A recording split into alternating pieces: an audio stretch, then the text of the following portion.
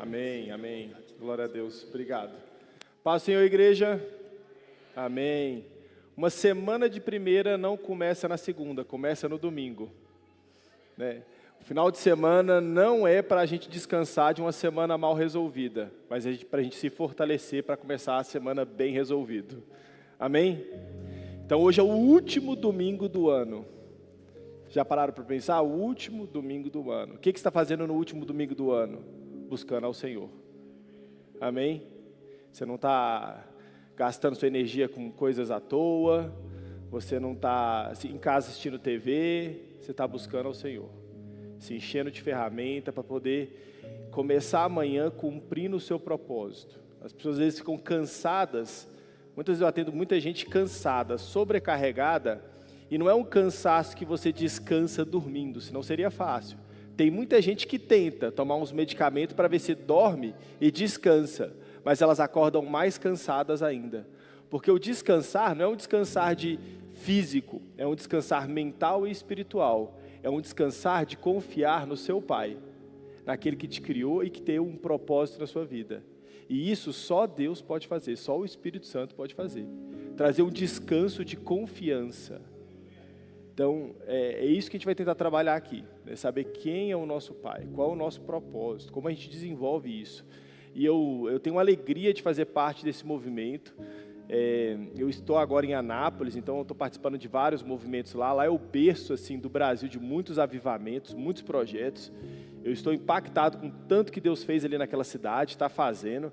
E o movimento Mundo Precisa de um Pai, ele começou na África do Sul, mas o representante no Brasil mora em Anápolis. Ele chegou a morar 6 meses na África, por isso que eu conheci o movimento. E aí eu liguei para o pastor Tiago e falei, pastor Tiago, a gente precisa levar esse movimento. Porque ele é muito impactante, ele traz muita ferramenta que eu acho que a igreja está precisando. Entender várias coisas que às vezes a gente não tem acesso, ou se tem é superficial. Então ele vai aprofundar nisso aí. Acho que está sem o passador de slide, vou pedir para ir passando para mim, por favor. Então vamos voltar. Pode passar. Isso aí. Volta um. Aí. Isso aí, minha família, eu, minha esposa, meus 3 filhos. Vocês estão olhando para um goiano, uma paulista e 3 mineiros. Então eu gosto tanto de pão de queijo que eu vim parar aqui em Minas.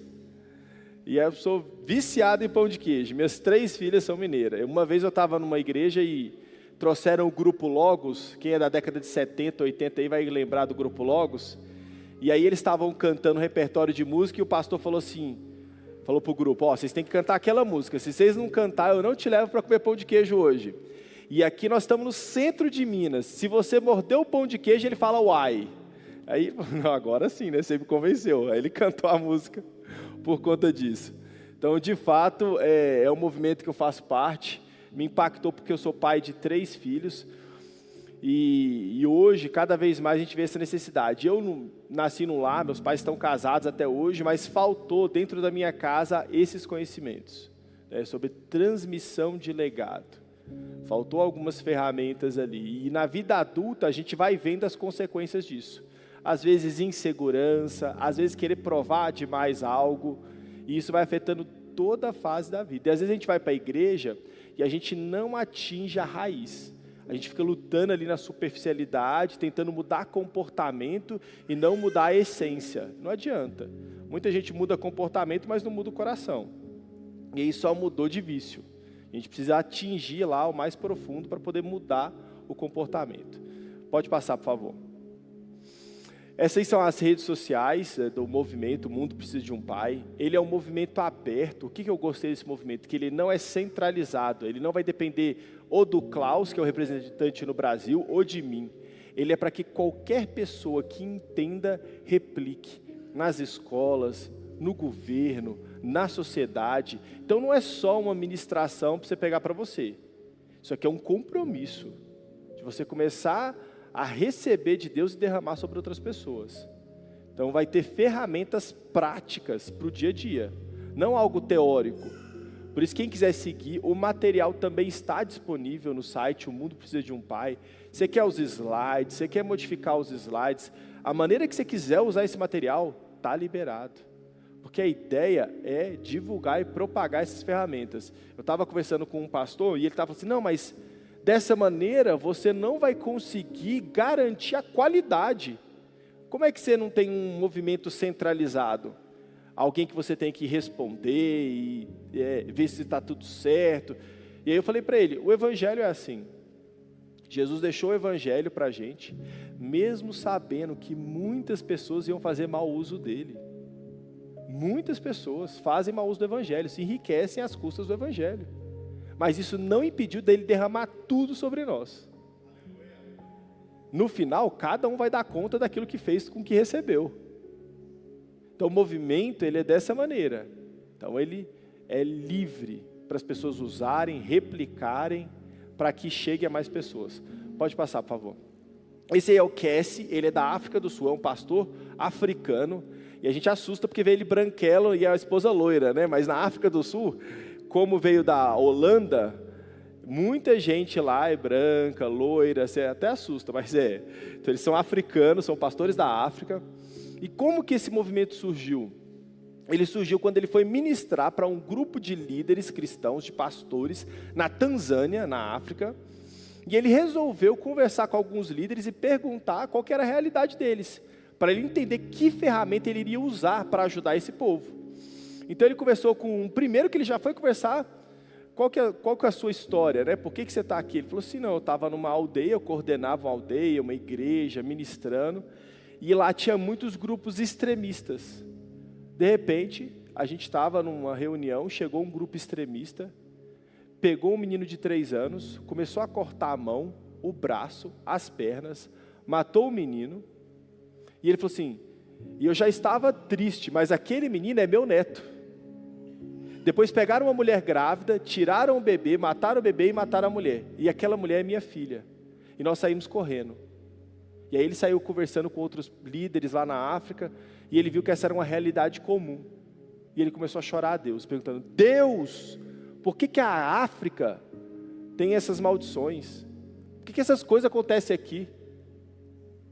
E aí Deus levou ele a entender que era a falta de paternidade, a orfandade. Por isso que surgiu o movimento, o mundo precisa de um pai. E aí ele perguntou, Deus, mas como que eu vou resolver esse problema? E aí ele orando, Deus falou para ele, olha, tem muitos grupos de futebol, o povo lá adora futebol. Pega os técnicos, os coaches de futebol, e ensina eles a adotarem essas crianças, a desenvolver paternidade sobre essas crianças. Aí ele falou assim, Deus, mas eu já sou velho, eu nem gosto de futebol, eu não entendo nada de futebol. Aí Deus falou para ele, você quer fazer do seu jeito ou do meu jeito? E aí ele começou o movimento. Pode passar, por favor. Hoje, pode passar mais um. Hoje nós estamos mais de 100 países com esse movimento. O Cassi já esteve no Brasil, em Anápolis, a cidade onde eu estou. Já veio aqui umas 3 vezes, mas hoje ele está pegando mais a parte ali da Rússia, Ucrânia.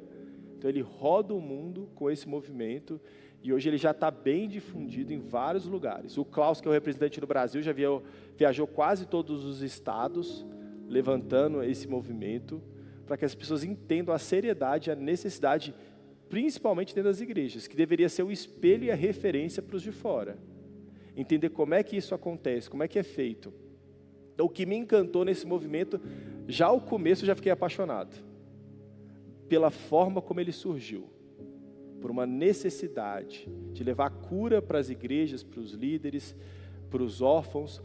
Quando você olha na Bíblia, quando perguntam para Jesus qual que é a religião de Jesus, ele fala assim, é cuidar dos órfãos e das viúvas em suas necessidades. Ou seja, todo lugar que falta um homem, um líder, a igreja deveria se fazer presente.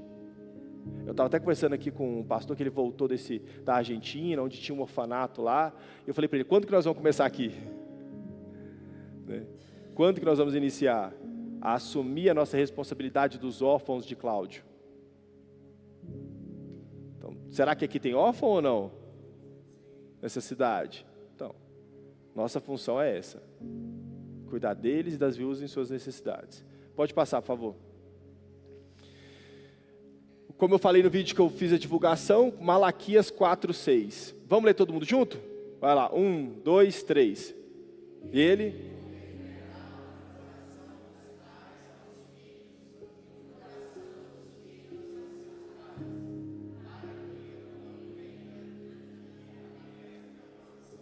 maldição. O Velho Testamento termina com a palavra maldição. Fala a verdade, se você fosse escrever um livro, você terminaria ele com a palavra maldição? Provavelmente não.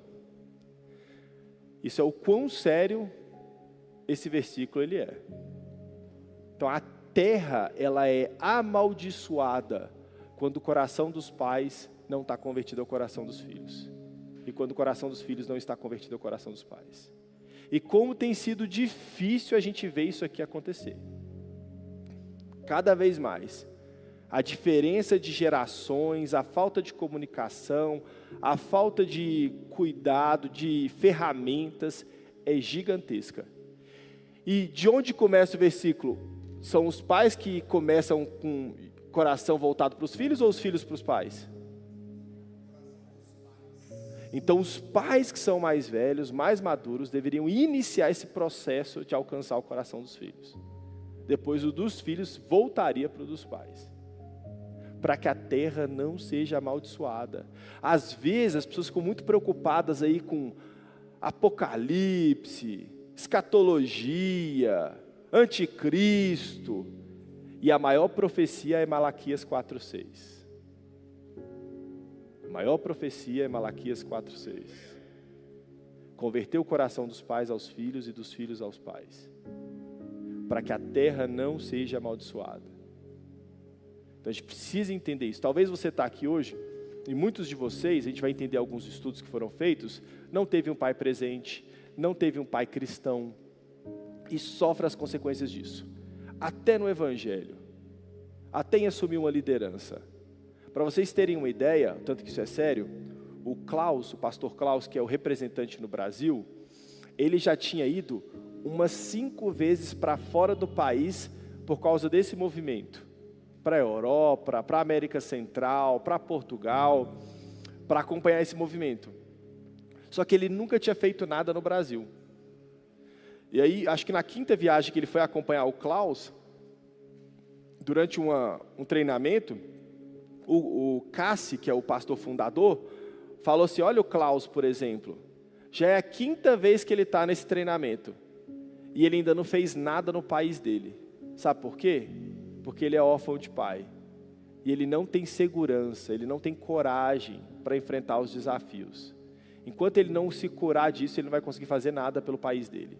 Ele poderia fazer tanto, mas ele travado na orfandade. Aí o Klaus brinca, eu nunca tomei um sabão em público como esse. Depois desse dia ele veio para o Brasil e já rodou todos os estados. Então precisou de alguém confrontar ele como um pai e ele assumir a responsabilidade. Então, mesma coisa vocês estão começando a saber sobre isso agora, sobre esse movimento. Então comecem a ver a necessidade de entender melhor, de absorver as ferramentas, aplicar, praticar e compartilhar. Amém? Pode passar para o próximo. Converter o coração dos pais para os seus filhos, converter o desobediente à sabedoria dos justos, preparar um povo separado para o Senhor. João Batista, ele replica essa profecia, e a ideia é que a gente separe um povo que tenha conhecimento e que aplique isso no seu dia a dia. A gente está cansado de conhecimento teórico, eu tenho falado muito isso. A igreja não é sobre informação, ela é sobre formação. Informação, hoje, você consegue pegar em qualquer lugar. Formação, em poucos lugares. Paulo, ele fala para Timóteo assim, Timóteo, você tem muitos preceptores, muitas pessoas que te ensinam, mas pai, só um, só eu. Então, falta esse adotar, assumir a responsabilidade, os líderes trazer para perto e adotar como filho, para que isso seja replicado. Foi o que Paulo fez com Timóteo. Então, meu filho na fé. Então, enquanto a gente não se ocupar com isso, e isso leva tempo. Paulo, ele fala que ele sofria como uma mulher em trabalho de parto até que Cristo seja formado em vós. Então, a formação, ela leva tempo, ela gera dor. Às vezes eu brinco com minha esposa, que já teve 3 filhos, eu falo, gerar um filho espiritual às vezes dói mais do que um filho físico. Ela falou, você não sabe, você nunca teve um físico. Aí eu pergunto para quem já teve, aí a mulher na época era uma missionária, ela falou assim, não, formar espiritual para mim foi mais difícil do que ganhar meus 3 filhos. Então eu perguntei para uma mulher missionária e ela concordou. O desafio que é assumir a responsabilidade de uma pessoa. Gente, pelo amor de Deus, filho dá trabalho demais. Hoje em dia muita gente não quer ter filho do tanto que dá trabalho. E aí eles se apegam só a isso, porque eles não têm a ferramenta de extrair felicidade do desenvolvimento da criança. Porque não é só trabalho. Também as experiências mais maravilhosas que você vai ter na vida, se tiver a ferramenta. Então a gente está entrando para um declínio social gigantesco. Esse dia eu estava conversando acho que foi com a Norberta. Vocês sabem quantos irmãos ela tem? Ela bateu o recorde, de pessoas que eu já conheci. Se não me engano, é 15 irmãos? 15 irmãos. Ela bateu o recorde. Aí pergunta para as pessoas de hoje, quantos filhos nós temos? 1, 2, 3. Quando tem 4, o povo já fala, você é doido. É ou não é? Experimenta ter 4 filhos para você ver se o povo vai olhar para você com a cara estranha. Nossa, esse daí bebeu água estragada. Porque as pessoas focam só no problema. Elas não focam num Deus que é provedor. Elas não focam num Pai amoroso que vai direcionar. Eu tenho um amigo em Londres e quando ele era solteiro, ele morava em uma república com alguns irmãos da igreja e eles, cada um, juntava o dinheiro toda semana. Na hora que o dono da casa vinha pegar, aí eles tinham um tanto guardado para pagar o aluguel. Só que às vezes o dono da casa demorava a vir pegar. Eles gastavam o dinheiro, não tinha dinheiro para pagar o aluguel às vezes, isso solteiro. Aí ele casou e a mulher engravidou. Ele ficou, meu Deus, o que eu vou fazer? Mal consigo pagar o aluguel. Aí ele falou que quando o filho nasceu, ele recebeu uma proposta e começou a ganhar 5 vezes mais. Aí quando a esposa dele engravidou de novo, ele falou assim, agora eu quero ver o que Deus vai fazer. E de novo Deus honrou ele, porque ele estava focando no Pai e não no problema. Então às vezes a gente foca só no problema e não num Deus que sustenta a gente. E isso está fazendo as pessoas não terem profetas, porque a Bíblia fala que nossos filhos profetizarão. E a gente está deixando de ter profeta para a próxima geração. Por isso que a terra está sendo amaldiçoada. Porque os filhos de Deus estão deixando de ter filhos. De gerar profetas. Amém? Pode passar, por favor. A única coisa necessária para o triunfo do mal é que o homem bom não faça nada. Então a passividade ela gera destruição. Tem um livro que chama O Silêncio de Adão. E ele faz uma analogia muito forte. Ele, na interpretação dele, ele pergunta aonde estava Adão quando Eva estava comendo o fruto. Adão tinha sumido, estava comendo alguma fruta, estava no banheiro. Onde estava Adão? E aí no livro ele vai colocar que Adão estava presente, mas ele não fez nada, ele foi passivo. Toda vez que um homem deveria fazer algo e ele não faz, a destruição ela entra. Toda vez que o homem se encontra em uma situação que ele não sabe o que fazer, em vez de ele buscar a Deus para desenvolver as ferramentas, ele paralisa, a destruição ela toma conta. Por isso a necessidade dos homens buscarem em Deus as ferramentas de como se posicionar. Então, para vocês se tornarem irrelevantes, é só não fazer nada. Automaticamente nós nos tornamos irrelevantes na sociedade. Agora, para você ter relevância, você precisa ter um esforço muito grande para impactar. Então é isso que esse texto está falando. Edmund Burke, que foi um filósofo famoso, irlandês, para que o mal vença, basta que o bem não faça nada. E quem são os bens de Cláudio? Quem são os bens de Cláudio? Tem homem e mulher de bem aqui? Então vocês são os bens de Cláudio. Pode passar, por favor. O que a falta de paternidade causa? Destruição das relações familiares, corrupção, quebra de valores morais, educação em declínio. Não adianta, por mais técnica e acesso à informação que a gente está tendo, a destruição está só aumentando. Porque a disfunção paterna também está aumentando. Então as escolas às vezes estão melhores, com tecnologia, com informação, com computador. Meu pai conta que na época dele, para ele poder ter acesso a livro, ou era na biblioteca, ou era às vezes uma vez por mês que passava um cara de caminhão, com os livros no caminhão, e ele comprava desse cara. Era assim. Se você quisesse ter acesso à informação, era assim. Agora não. Todo mundo tem na palma da mão toda a informação do mundo. E mesmo assim, nós estamos piores do que a geração inteira. É um dado que eles lançaram recente, de que a primeira vez na história que a próxima geração tem um QI menor que a anterior.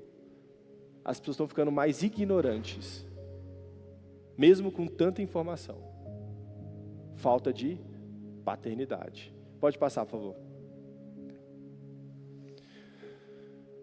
Stephen Barkville, um cientista de Harvard, político, autoridade em divórcio, custódia de crianças, sistema de tribunais de família dos Estados Unidos, disse: praticamente todas as grandes patologias têm sido associadas à orfandade. Crimes violentos, abuso de drogas e álcool, gravidez na adolescência, suicídio, tudo isso se correlacionam mais fortemente com a orfandade do que qualquer outro fator isolado. Qualquer outro fator. Por isso a prioridade na paternidade. Porque se você consegue sanar isso aqui, você diminui todos os outros. Vai adiantar aumentar a lei, aumentar a cadeia, aumentar tudo isso aí? Não vai adiantar, não.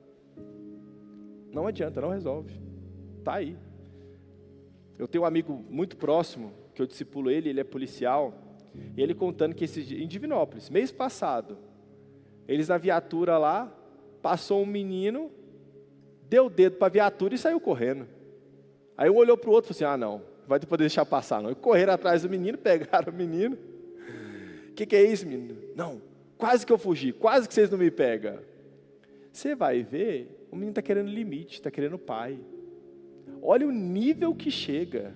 Chamar a atenção da polícia, para a polícia pegar ele. Aí vai adiantar prender um menino desse? Punir? Vai resolver o quê? Se a gente não assume a responsabilidade de paternidade dessas pessoas órfãos, você esquece. E quem tem a resposta é a igreja. Não adianta transferir para a sociedade, para a política. Ontem eu estava conversando com uma pastora também. Um casal de pastores, ele é médico também. E falando sobre isso. Que a igreja, por muito tempo, ela saiu da função dela para se ocupar com outras áreas que não era dela. Deixou de fazer o dela para se ocupar com outra e não resolveu nada na outra e a dela ainda ficou vazia. Porque a função da igreja ninguém pode fazer, só a igreja. Então, espero que fique gravado na mente de vocês. Todas as grandes patologias vieram da orfandade. Pode passar. Pesquisas nos últimos 8 anos têm apontado que famílias disfuncionais são o maior problema do mundo, tendo no centro o problema da orfandade. Pode passar de novo. Pode passar? Olha só alguns dados que a gente vem levantando. Isso são pesquisas do mundo todo, tá? Homens que cometem 90% dos crimes graves. 90%. Homens que cometem quase 100% dos estupros. Homens que cometem 95% dos assaltos. Homens que cometem 91% dos crimes contra a família. Homens que compreendem 94% dos motoristas bêbados. Isso aqui é estatística. Isso aqui não é suposição, é estatística, é realidade. Pode passar. 63% dos suicídios ocorrem em lares sem pais. 80% dos estupradores vêm de lares sem pai. 70% dos jovens em instituição de reabilitação vêm de lares sem pai. 32% de todas as crianças do mundo não vivem com um pai biológico. Lá onde está em Anápolis, tem um médico legista que ele faz parte lá do movimento e ele começou a... Todo caso que chegava de alguém que tomou algum tiro ou aconteceu alguma coisa, ele foi pegar o histórico daquela pessoa. Quase 100% um histórico de ausência paterna. Em Anápolis, onde cidade que eu estou. Então agora que vocês estão conhecendo, Tiago, você me ajuda, você no meio jurídico aí, você vai começar a ficar aguçado para você ver esses dados aí na cidade. O legal é a gente contextualizar para a realidade de Cláudio. Para que não fique algo distante, algo próximo. Então, dever de casa, vocês saberem qual que é a realidade de Cláudio. Próximo. 2 vezes mais problemas emocionais e comportamentais. Terminam o ensino médio e a faculdade com média menor de notas. Apresentam pior desempenho em testes padronizados. Têm maior probabilidade de usar drogas. Deixa eu só pegar esse usar drogas para vocês entenderem. O que diferencia um filho, uma criança, obrigado, que está no meio dos coleguinhas, eles oferecem uma droga e ele aceita, de um que não se corrompe, não aceita? A única diferença é a formação familiar. Por que uma pessoa aceita, uma criança aceita? Porque às vezes ele não tem o sentimento de pertencente em casa, de valor. Quando ele vai para os amigos, ele quer a estima e ser valorizado pelos amigos, porque ele não é dentro de casa. Então, se ele não usar droga, os amigos vão excluí-lo. E aí ele, eu não quero que meus amigos me excluam, eu quero fazer parte. E aí ele usa, por necessidade de pertencimento. Agora, o oposto também acontece. Se a consolidação em casa, o ensino, o afeto, o amor, acontece, quando ele estiver no meio disso, de amigos que ofereçam, ele pensa, não vou desonrar meus pais. Mesmo eles não estando presentes fisicamente, eles estão presentes dentro de mim. E eu não vou desonrar a memória deles dentro de mim. Esse é o poder de um pai e uma mãe presente.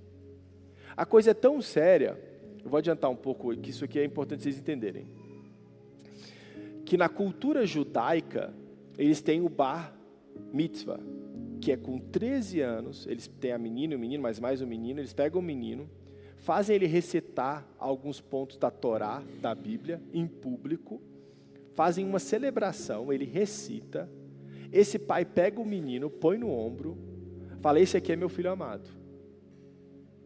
Eu me alegro com esse filho. E para todos os homens e para todo mundo ver, que ele publicamente declara que ele ama esse filho, que ele valoriza esse filho. Não pelo que ele faz, mas por quem ele é. Depois desse dia, na cultura judaica, não existe adolescência, você sai da infância para a fase adulta. Todos os homens tratam ele de maneira diferente.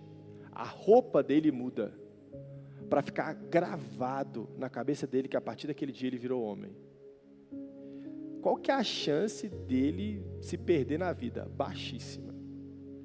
E essa necessidade de uma aprovação verbal do pai é tão séria que acredita-se que Jesus não teve o bar mitzvah. Sabe quando que ele foi ter a declaração verbal do pai? Quando ele batizou. Logo quando ele sai, quem aparece? Deus. E fala para ele, esse é meu filho amado em quem eu me alegro.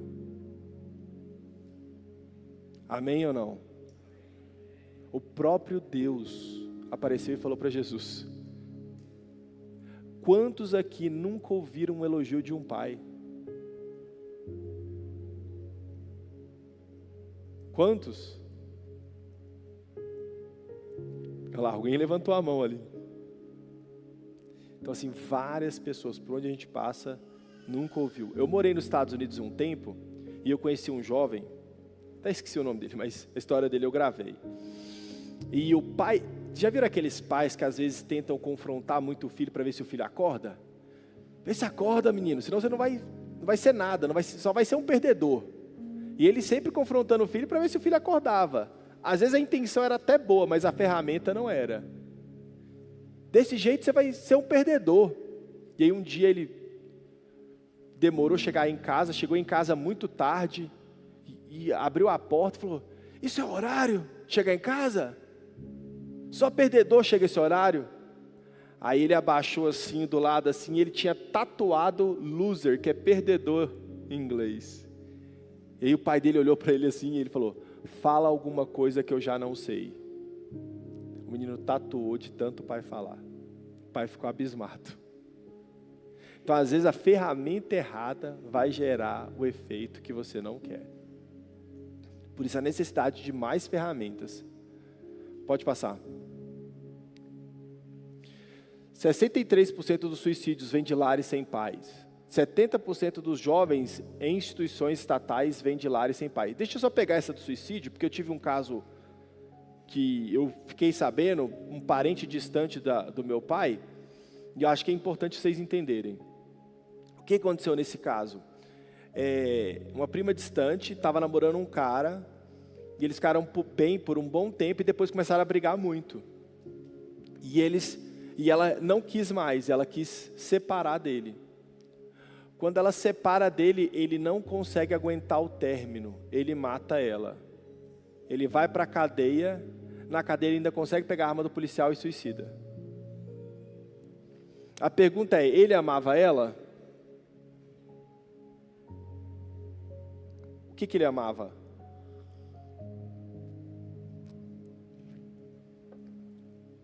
O que acontece?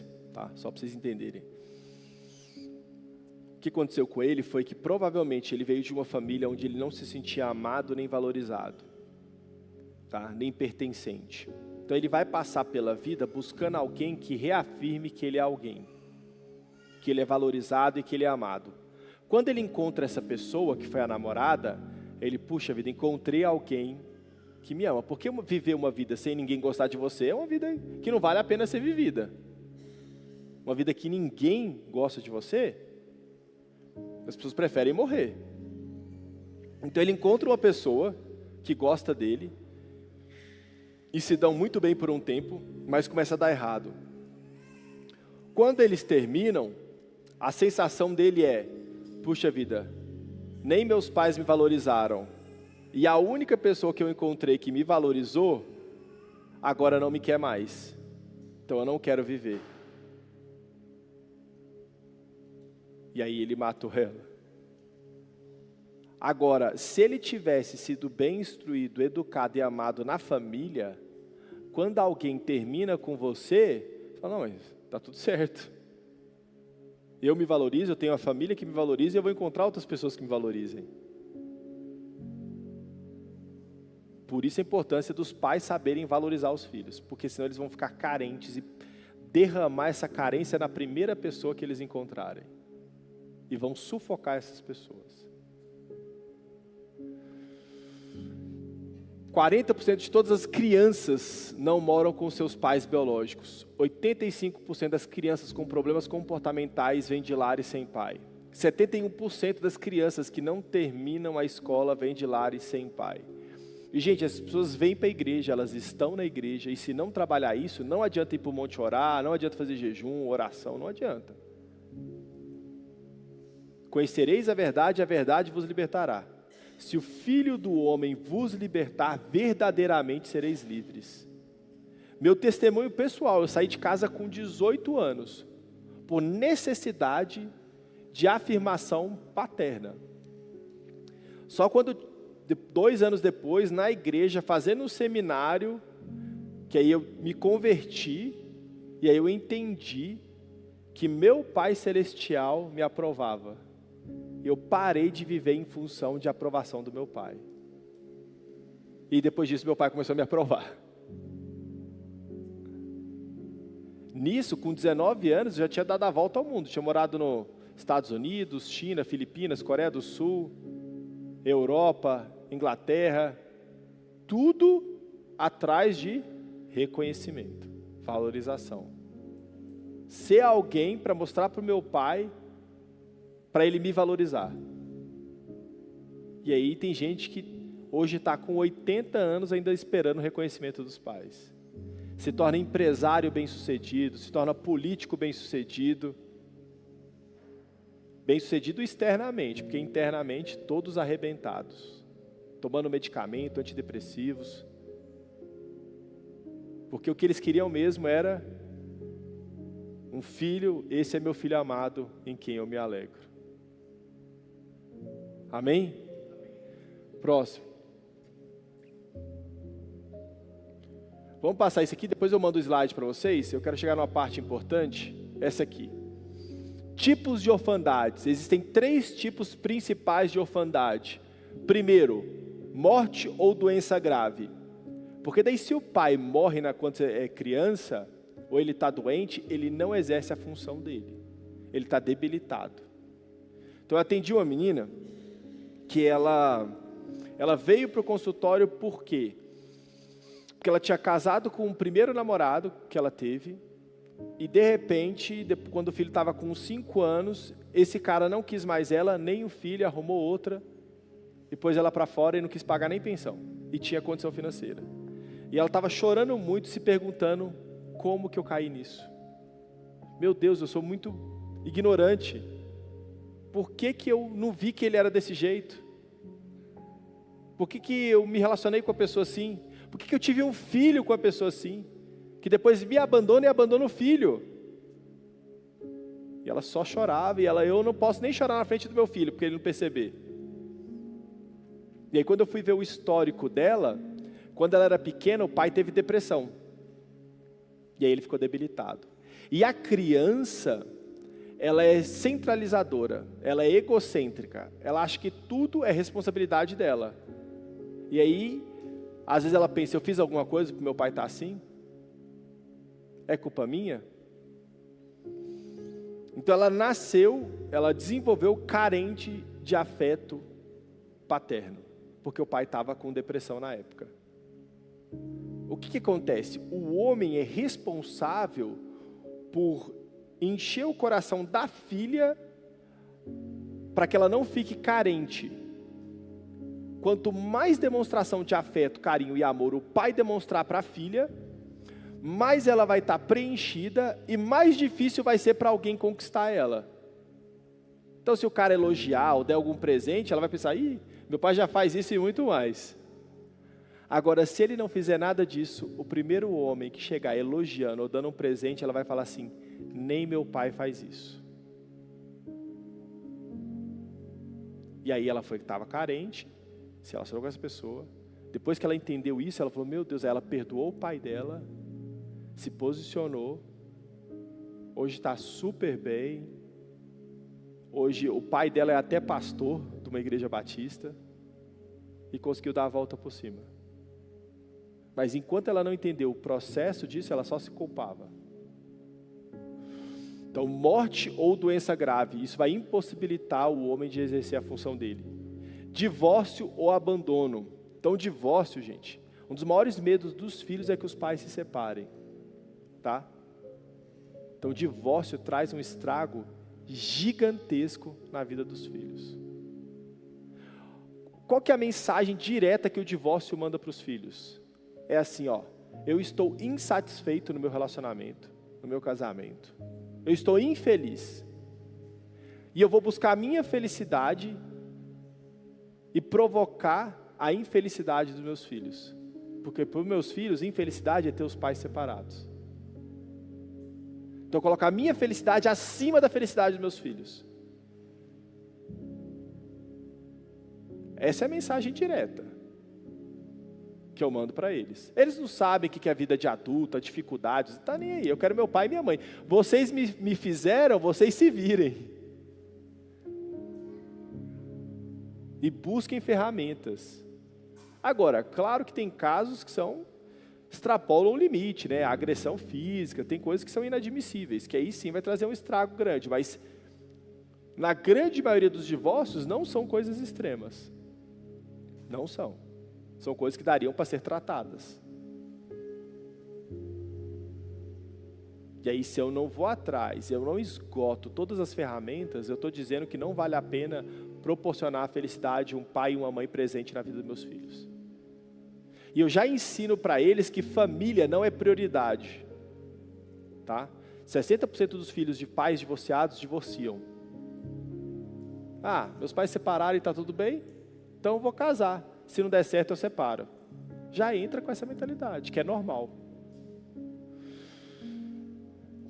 Negligência e inatividade. Esse aqui é o maior, tá? O que é isso? Os pais estão casados, o pai está em casa, mas ele não exerce a função dele. A mentalidade dele está 100% em trabalhar, em dinheiro e outras coisas. Na igreja, menos em assumir a função dele de paternidade.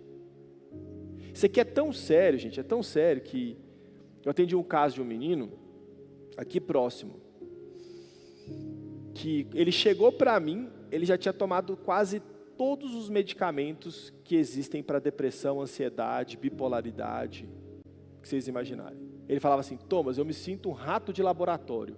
E os pais crentes, tá? Os pais crentes. Por que isso aconteceu? Porque o pai, ele não era cristão, e aí ele engravidou a mãe do menino. Ele, no começo, não assumiu a responsabilidade. Ele continuou vivendo a vida, ficando com outras pessoas. Quando o menino fez 5 anos, ele converteu. E ele falou assim, não, eu preciso assumir minha responsabilidade de pai. Assumir esse casamento.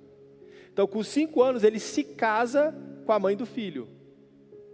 Só que o filho já tinha desenvolvido um complexo de Édipo com a mãe. E ele queria a atenção da mãe só para ele. Então, teve pessoas falando que no dia do casamento, o menino estava chorando, falando que era o dia mais triste da vida dele. Porque ele ia ter que dividir a atenção da mãe com o pai agora. Porque como demorou, o menino desenvolveu um super afeto com a mãe. Como o pai foi ausente até os 5 anos. Aí quando esse pai se casa, esse filho não aceita a paternidade desse pai. Não respeita. E aí, em vez desse pai buscar as ferramentas, o que ele fez? Ele começou a querer impor a paternidade. Então ele começou a ser agressivo, bater no menino. Aonde que o menino começou a repercutir? Na escola. Começou a ficar agressivo na escola. E a escola falou que tinha que levar o menino para um psiquiatra. E aí ele começou a ser medicado desde os 5 anos. Até os 18.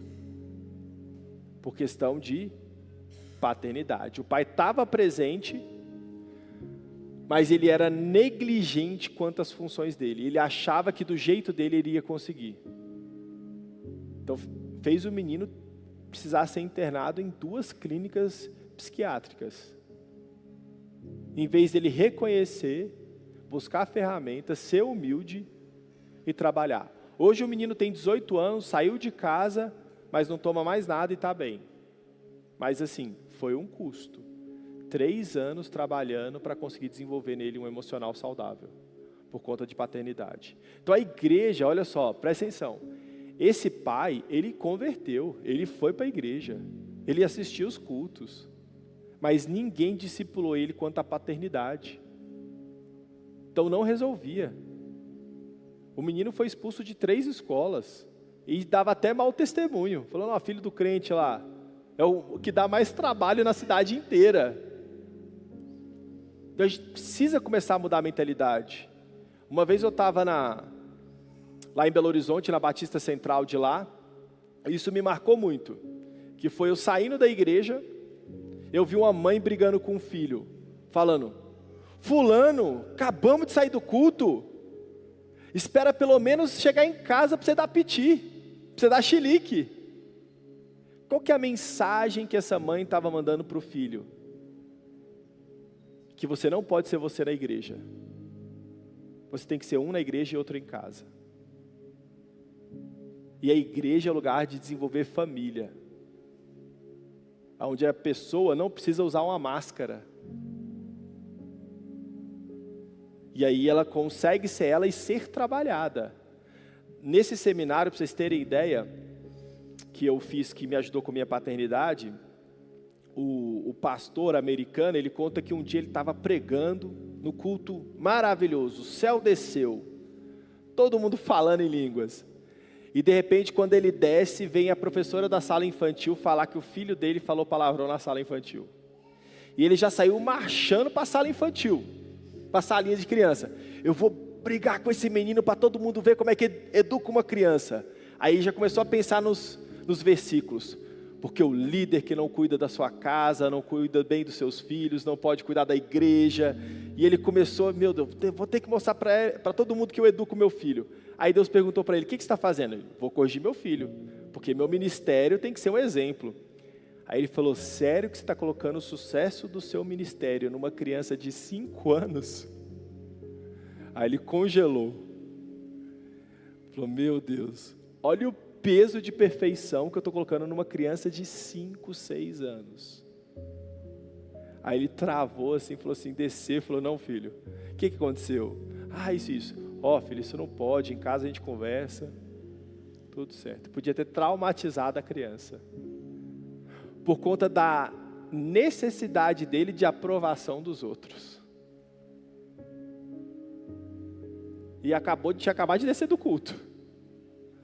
Então veja como falta de informação pode gerar traumas muitas vezes irreparáveis. Oséias fala que o meu povo perece porque lhes falta conhecimento. A ignorância mata.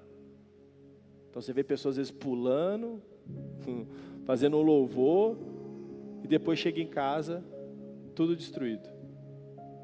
A ignorância mata. Então, a falta de conhecimento, ela gera um estrago gigantesco. Que oração, por favor, só para eu saber aqui como é que nós estamos. Então, mais 5 minutinhos, 10 minutinhos, como é que tá? Passa, por favor. 2 de cada 3 menores infratores entre 12 e 18 anos não viviam com seu pai ou não tiveram nenhum contato com ele. Folha de São Paulo, 2015, Brasil. Pode passar. National Center for Fathering. Crianças de lares sem pais são mais propensas a serem pobres e envolverem no abuso de drogas e álcool, abandonarem a escola e sofrerem de problemas emocionais e de saúde. Os meninos são mais propensos a envolver-se em crimes e as meninas a engravidar na adolescência. Pode passar. Vamos lá. Aqui não está dando para ver, mas a parte de cima do iceberg são preocupações globais, comportamento aparente. Então, tudo que a gente se preocupa com crime, né, com droga, são os problemas comportamentais aparentes. Mas o que realmente é o problema é o que está abaixo da superfície, que são razões ocultas de insegurança, feridas paternas e maternas. E aqui na pontinha que segura tudo, está o pecado. Tá? Então, o que está oculto é aquilo que gera o comportamento. Não adianta a gente mudar comportamento sem a gente mudar a essência. Tá? Não adianta mudar a roupa, o falar, o agir, se lá dentro não foi transformado. E a maioria das vezes é transformada ali na paternidade, no relacionamento, no afeto, no inconsciente. Dentro da psicologia a gente trabalha muito isso, né? Carl Jung, ele vai dizer que até que o inconsciente se torne consciente, você vai ser guiado por ele e vai chamar de destino. Então as pessoas são guiadas por coisas que elas não veem. E às vezes a igreja está batendo no comportamento e não no inconsciente. Tá? Nossa função aqui hoje é tentar mergulhar profundo. Eu sei que muitos de vocês às vezes vieram de lares disfuncionais. Sem um pai, uma mãe presente, sem o pai derramar sobre você a bênção, para que você vá bem, que você prospere. Vocês lembram da passagem de Esaú e Jacó? Aonde um engana o pai para receber a bênção? Tamanha era a importância da liberação do pai para o filho. E a Bíblia vai dizer que mesmo Esaú, chorando em lágrimas, pedindo a bênção do pai, não conseguiu. Mesmo ele chorando, não conseguiu. Então eu queria que vocês se colocassem de pé hoje e a gente fizesse agora sondasse seu coração. Como é que foi a sua criação? Como é que está o seu relacionamento com os seus pais hoje? Se você é pai, como é que está o seu relacionamento com os seus filhos hoje?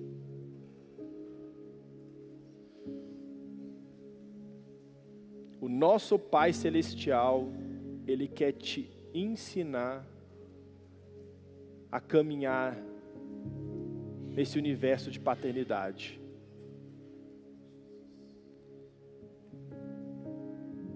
E eu sei que para muitos parece muito distante mudar muita coisa. Mas o mais difícil são os primeiros passos. Então, o mais difícil são os primeiros passos. A sociedade está adoecendo porque ela está focando muito no aparente. Então, da mesma maneira do iceberg que estava aqui, você pega uma árvore. Você tem o tronco, você tem os ramos, você tem as folhas e você tem a raiz. Tudo aquilo que é aparente numa pessoa é a parte de cima. Profissão, casa, carro, família é o que eu consigo ver. E a parte invisível são princípios, valores, espiritualidade, emocional, é o que eu não consigo ver a olho nu. As pessoas estão focando muito em crescer para cima. Vocês já viram árvores grandes quando vem o vento derruba ela? Então são as tempestades que a gente enfrenta na vida. Se a gente não tiver bem consolidado, com as raízes firmes, os desafios e as tempestades da vida vai nos derrubar. Então hoje eu espero que você esteja aprofundando as suas raízes. Para que qualquer tempestade que você enfrente na sua família, na sua criação, você consiga se manter de pé. Então, em nome de Jesus, que haja cura de paternidade neste lugar. Que pessoas aqui entendam o seu papel e a sua função nessa sociedade. E às vezes, Deus vai trazer para você, não filhos biológicos, filhos espirituais. A gente precisa desenvolver um coração de paternidade, de adoção. Nós fomos adotados por Deus através de Cristo Jesus. Nós fomos adotados, a Bíblia fala que nós fomos. E se nós queremos ser igual a Cristo, nós precisamos adotar outros. Quem você tem adotado? Senão a gente fica focado só em nós, nas nossas necessidades, e a gente nunca amadurece. Amém, Senhor e Deus Pai, nós queremos te agradecer por esse dia. Que as pessoas aqui presentes, Senhor, possam ter sido impactadas, que elas possam entender o chamado de cada um que está aqui, Senhor. Para que essa igreja assuma a função dela, Senhor. Quantos órfãos tem nessa cidade de Cláudio, Senhor? Quantas pessoas, quantos lares destruídos, quantos pais cristãos sem ferramentas que tem nessa cidade? Que muitas vezes até querem assumir, mas não tem quem ensine. Quem ensinará? Então que as pessoas aqui presentes, Senhor, se posicionem. Que elas assumam uma responsabilidade. Mas antes de tudo, que elas sejam curadas. Porque a gente só dá aquilo que a gente recebeu. Que elas possam receber da parte do Senhor o que elas nunca tiveram dos pais delas. Em nome de Jesus. Que elas encontrem no Senhor a paternidade. Porque a tua palavra diz que mesmo que uma mãe que amamenta o seu filho se esquecer dele, o Senhor nunca se esquecerá. Então que eles fiquem firmes nessa palavra. Que se nós que somos maus sabemos dar boas dádivas para os nossos filhos, quanto mais o Senhor. Se o Senhor não poupou nada, junto com Cristo nos entregará todo o resto. Louvado seja o nome do Senhor. Amém.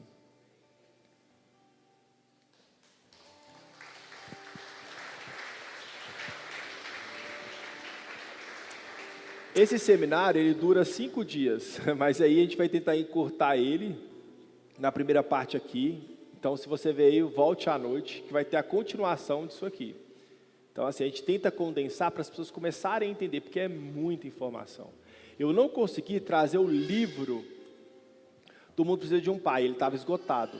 Aí eu trouxe o meu livro que fala sobre temperamentos, que também é uma parte do livro. Eles vão falar sobre os perfis de temperamento, de paternidade, que são diferentes. Então, na próxima vez eu trago os livros do Mundo Precisa de um Pai, mas você consegue já no site comprar eles, adquirir. Vale a pena, tem todos os dados. Eles pegaram ferramentas de várias faculdades do mundo inteiro para trabalhar esse aqui que eu estou trazendo.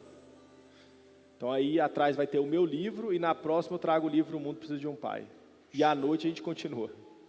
Benção demais. Pessoal, lá atrás está o livro lá, para você adquirir. Quanto está o livro?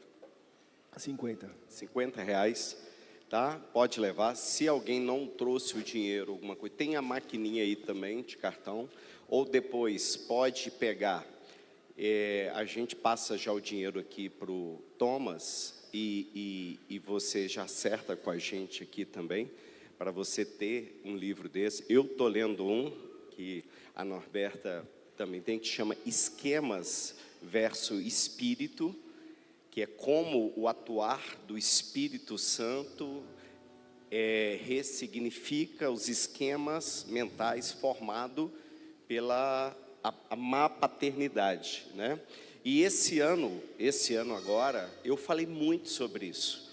Teve uma temporada, quem lembra aí de uns meses, que eu falei muito sobre os filhos ruiós, né? Eu passei aqui, não sei, acho que foi 2 meses pregando só sobre Romanos 8, que a natureza, né, a criação, ela aguarda ansiosamente a manifestação, para que se manifeste os filhos de Deus. E a palavra filhos ali é ruiós, que é filhos maduros, que representa a herança do pai, e não tecnon, né, que seria o filho bebê, o filho ainda que precisa de ser amamentado, né? Então a diferença é essa formação.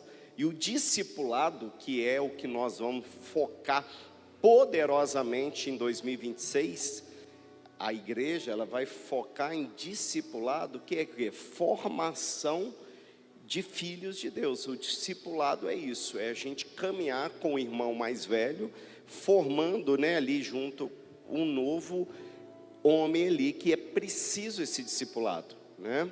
Então, e hoje as pessoas às vezes vão na igreja, começam a frequentar, porque foi numa trilha, foi num encontro, foi num lugar, mas a transformação ela vem no discipulado.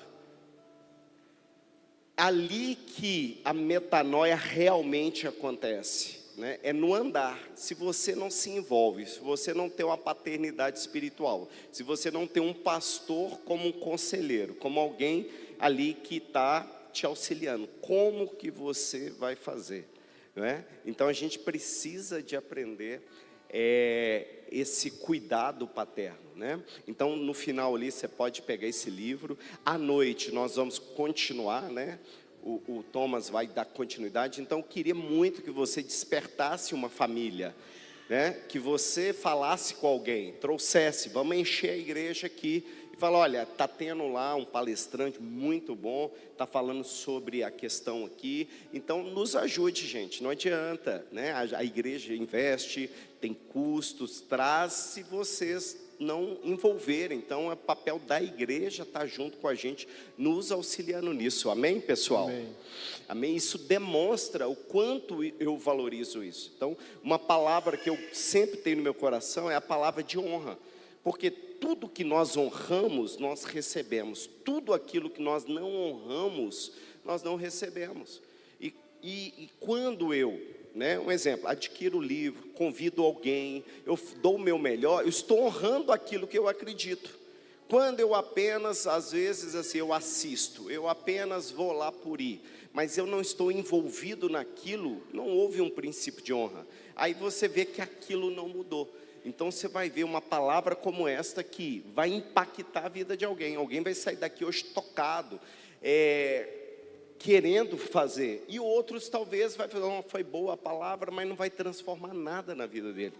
Então, algo que me impactou ali foi quando você falou, a igreja ela vem não para te dar informações, mas para fazer formações.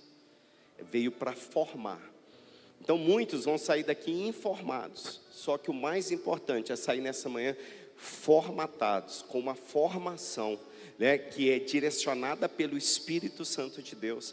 E é isso que a gente queria. Então queremos todos vocês hoje à noite conosco, às 18 horas, vai ter mais tempo também para a palavra, para a palestra, né, para aproveitar esse momento. Então assim, convide, fale nas suas células, o grupo de células, espalhe isso aí. Vamos fazer isso aí. Amém, queridos? Amém. Glória a Deus. Vamos orar, né? E eu creio em nome de Jesus, Thomas, nós vamos agendar fora desse período de férias, né? O ano que vem. Amém. Nós vamos fazer uma palestra aqui e um seminário aqui de 3 dias e um em Carmópolis também. Bênção. Fazer Aí eu trago o Klaus né? aqui, porque daí nós dois a gente divide o tempo. Show de bola, né? Nós vamos fazer com as famílias e abençoar. Pai, muito obrigado por essa manhã, por esse mover que o Senhor tem feito e usando a vida do Amém. Thomas mais uma vez para nos abençoar, Pai. E abençoe em particular o meu ministério e também a minha vida, a minha família, que já estamos, ó Pai, nesse mover também de falar sobre, de viver essa questão de formação, de paternidade, Senhor, biológica, paternidade emocional, paternidade espiritual. Pai, nos conduza mesmo, eu creio que isso é obra do Teu Espírito, eu acredito, Pai, que esse movimento, ele vai sim, Senhor, ter o avivamento, ele vai alcançar lugares e patamares, famílias, pessoas serão, ó Pai, movidas para isso mesmo, mover, sair fora de uma estagnação, para fazer, Pai, nos ajude, Espírito Santo, a aplicar isso hoje em nossa vida, em nosso casamento, em nossas famílias, como filho, como eu posso honrar o meu pai hoje, como eu posso, através dessa palavra, já começar a aplicar, como pai, como eu posso hoje já ainda mais remir a vida dos meus filhos com oração, com afeto, com carinho, com direcionamento, com honra. Pai, nos ajude, Senhor, ajuda cada família desta igreja, ajuda cada família de Cláudio, Senhor, cada homem. Pai, traz cura pelo Brasil, Senhor, cura dessa orfandade, em nome de Jesus. Pai, nós estamos aqui para abençoar cada lar, para abençoar a vida do seu pai, para abençoar a vida da sua mãe, para abençoar você como pai, para abençoar você como mãe, para abençoar a sua família. Pai, em nome de Jesus, que o Senhor te abençoe e te guarde, que o Senhor levante o rosto sobre si, que o Senhor tenha misericórdia de ti e te conceda a paz, e que o amor do nosso Deus e as doces consolações do Espírito Santo esteja sobre a sua vida agora e para sempre. Amém. Amém. Graças a Deus. Aleluia.